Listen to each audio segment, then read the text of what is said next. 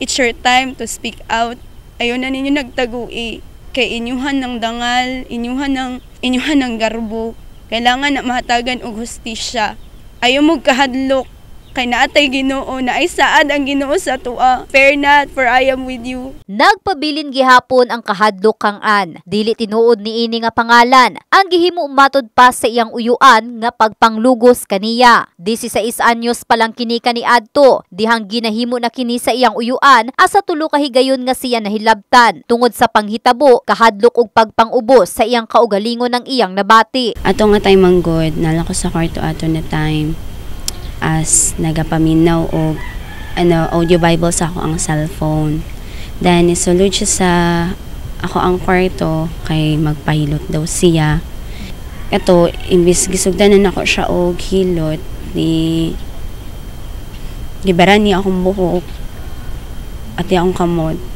Gusto unta na ako nga mo singgit. Kagustuhan niya mo takas, gisumbag ko niya sa tiyan. So ato na moment na walaan kong malay, nakamata ko nga wala na ko'y sapot pang ibaba. Then lain na akong paminaw sa ko ang masalan niya part sa ko ang body. Wala ni ini gipahimakak ang tinuod nga nahitabo kaniya. Gisaysay pa nga adunay higayon nga ginasakit kini og galing dili matuman ang sugo kaniya sa iyang uyuan. Patyunti ka nga dili ka balos sila mama nga patay na ka. Siyempre kay napa ko napa ko desire. So di pa ako gusto mamatay. So we have no choice. Gisunod na ako siya. June 22, 2023. Karon nga year. Gusto unta niya uliton. So nakigtigi ko sa iya ha. Nakiglaban ko sa iya ha. Iyan akong gipasuan. Di naman jud ko, dili man jud ko. Mga to naka-spread out, naka-speak out na ko. Hindi na ako kaya. Grabe na akong depression. Sa kahadlok ug kabalaka sa pagpanghadlok sa iyang uyuan kaniya, nangusog kini sa pagpangayog tabang sa kapulisan. Sumala pa kay Police Lieutenant Johnny Rec Medel, Chief of Police sa Pulumulok Municipal Police Station. Pinaagi sa warrant of arrest na sikop ang akusado nga giilang si alias Lando, 49 anyos, ulitawo og residente sa Barangay Silway Utso sa naisgutang munisipalidad. Mag-atubang kini og kasong rape nga walay girekomendang piyansa alang sa iyang kagawasan. Dugang pa ni Police Lieutenant Medel, wala nila ginatolerate ang sama sa ingon aning kaso sama sa pagpanglugos. Nahuli natin last 12:30 ng hapon sa August 16 diyan sa Siloy Utso, Pulumulok, South Cotabato. Siguro nahuli na namin mga dalawa na ito, pangalawa na itong kaso na rape na nahuli namin. Hindi talaga natin tolerate yung rape na kaso na yan kasi sa ngayon actually prevalence yan ngayon sa South Cotabato.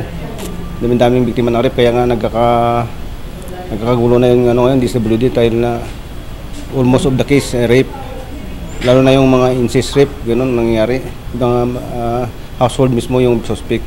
Ang inahan usab sa akusado nga maoy nagpadako usab sa iyang apo nga si Ann. Wala magdahom sa nahimo sa iyang anak sa iyang pagumangkon. Bisan sakit matod kaniya, isip usa ka inahan gumikan sa pulos niya kining mga pinangga apan gikinahanglan usab ni Lando nga atubangunon ang balaod. Wala man na siya mga bisyo mga kabuang hinaan. Wala na siya. Kana lang yan sala.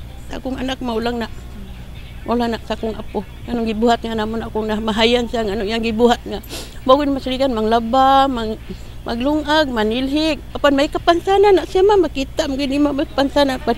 Sakit sa buot nga may kapansanan yang himon apan bisag na sa kapansanan pan makailag siya sa minsan nagbinuang siya kay makakita man siya. Sa karon nagpabiling anaa sa kustodiya sa Pulumulok Municipal Police Station si Lando. Gisulayan namo og kuha ang bahin sa suspect. Aminado kini nga dili sila suod sa iyang pagumangkon. Apan gipay makak niini nga dili sumala pa tinuod ang aligasyon batok kaniya.